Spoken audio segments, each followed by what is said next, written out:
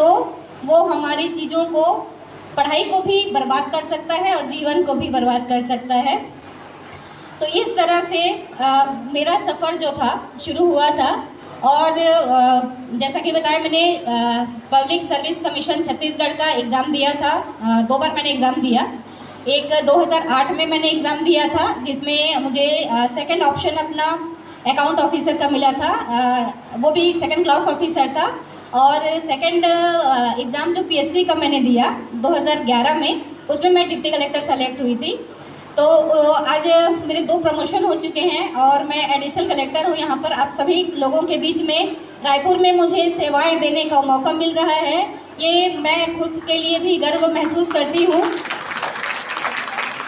कि मैं अपने प्रदेश में और कैपिटल में सर्विस दे रही हूँ। और थैंक यू स्कूल प्रबंधन को भी, मैनेजमेंट को फिर से एक बार thank you. Thank you very much madam, आपके इतने मोटिवेशनल वर्ड्स और आपकी जर्नी को शेयर करने के लिए।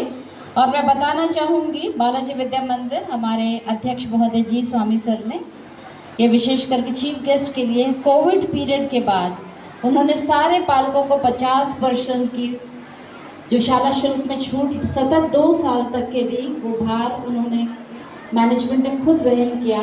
तो एक जोरदार तालियों के साथ कि हमारा मैनेजमेंट जो है वो पेरेंट्स के उस दर्द को समझता है और आप लोगों को जो उन्होंने वित्तीय भार से जो आप लोगों को थोड़ा रिलैक्सेशन दिया, तो ये सिर्फ बालाजी विद्या मंदिर और आंध्रा एसोसिएशन मैनेजमेंट के अंदर ही हो सकता है।